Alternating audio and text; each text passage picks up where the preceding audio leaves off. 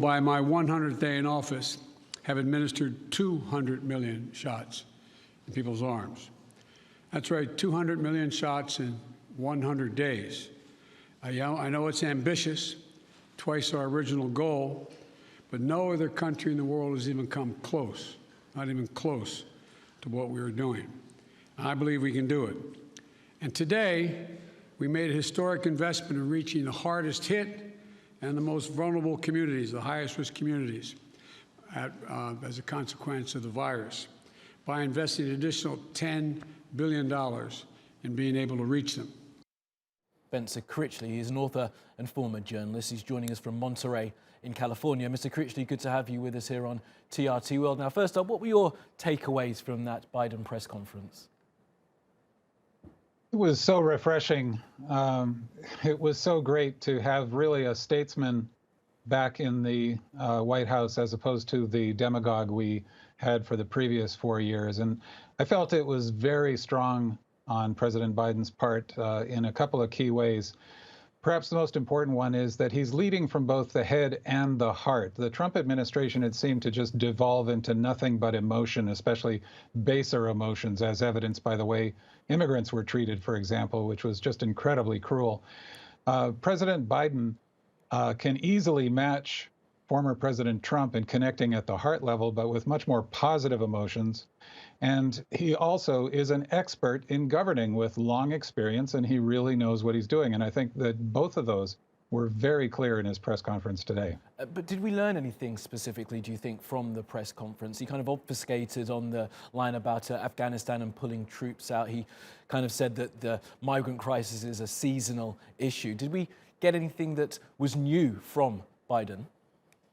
Well, I think certainly the announcement about doubling the goal for the first 100 days in the coronavirus response to 200 million injections from the already surpassed goal of 100 million was very significant. And it was disappointing that the White House press corps did not follow up on that.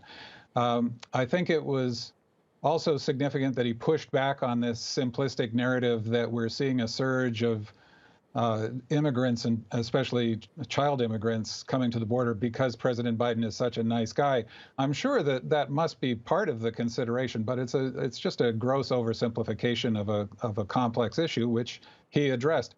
You know, I'm so relieved to have a healthy press conference and a non-combative relationship with the White House press corps on display, but at the same time, I do have to chide the White House press corps for chasing after the conventional wisdom and conflict of the day as opposed to focusing more on substance. They had an opportunity there, a great deal of time that the president made available, and he was more than capable of engaging, and they just kept chasing after what's, not all of them, but several of them kept chasing after what they thought was the conventional sort of hot button story of the day.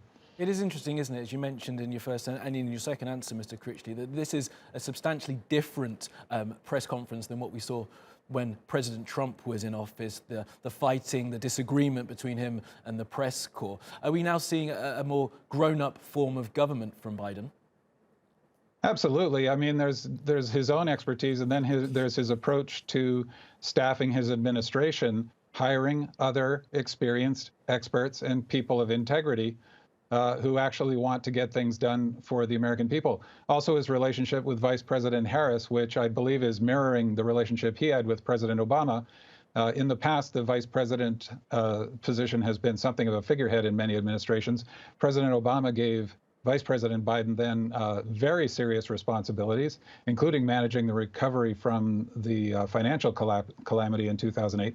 And I think President Biden is now doing that in turn with the eminently qualified Vice President Harris. So all of this is very, very good to see. But I think it's now time for the press corps to up their game, and the American people as well. They need to get over being addicted to the nonstop car crash style entertainment of the Trump administration, and pull their own weight as citizens in a democracy and pay attention to the issues that matter. I think we can all get into that. Okay, Spencer Critchley, do appreciate your time, sir. Thanks for being with us.